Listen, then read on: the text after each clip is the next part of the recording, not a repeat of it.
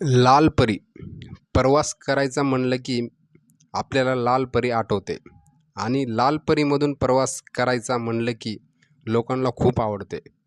म्हणजे कसे आपल्या खिशाला पण परवडते आणि ज्या आपल्या ठिकाणी जायचं आहे त्या ठिकाणी आपल्याला सुखरूपपणे आपल्याला पोहोचवते.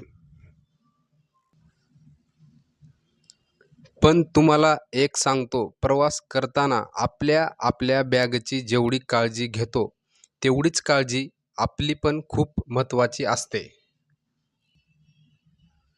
जर तुम्ही काळजी नाही घेतली, तर तुम्हाला पण चुना लागू शकतो. असंच झालं एका मुलाबरोबर. त्या मुलाच्या कॉलेजला सुट्ट्या लागून 2 हप्ते झाले होते. त्याला घरी बोर होत होतं म्हणून तो त्याच्या ताईला कॉल केला आणि ताईला म्हणाला, "ताई मला बोर होतंय. येऊ का तुझ्याकडे 4-5 दिवसासाठी राहायला?" ताई बोलली, "ये बाबा, तुझं मन लागत नसेल तर तू ये."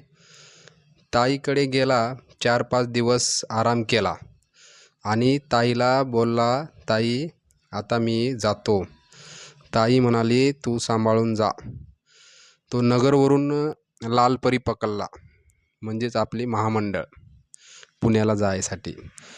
ज्या ज्या ठिकाणी तो बस पकडला, त्या बसमध्ये बसून कंडक्टरला तिकीट काढून आपले पुण्याचे तिकीट बोलला तो. त्यानंतर एक अर्धा तास झाल्याच्या नंतर 2-3 गावं गेल्याच्या नंतर एक एक अनोळखी माणूस बसमध्ये चालला आणि त्याच्या शेजारी येऊन बसला.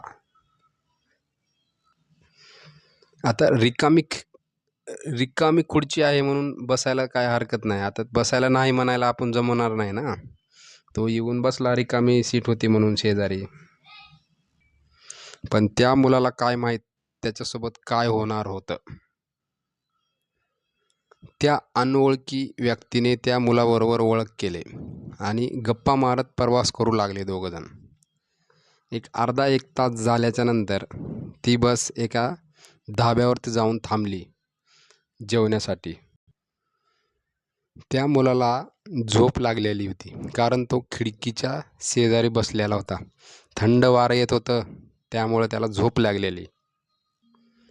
धाब्यावरती बस जात्याच क्षणी तो माणूस त्या मुलाला न उठवता तो एकटाच खाली गेला आणि त्याच्यासाठी पण आणि त्या मुलासाठी पण 2 चहा घेऊन तो बसमध्ये आला. बसमध्ये येऊन त्या मुलाला उठून ते 1 चाय त्याला दिला आणि 1 चाय तो स्वतः पिला.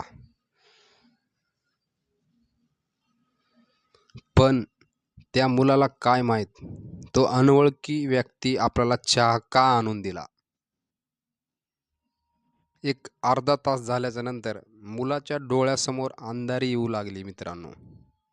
कारण त्या चायमध्ये त्याने झोपीचे औषध टाकून दिलेले. त्या मुलाला काय माहीत, तो पिला. अर्ध्या तासाच्या नंतर त्याच्या डोळ्यासमोर अंधारी येऊ लागली. अंधारी येत असताना तो बेशुद्ध झाला.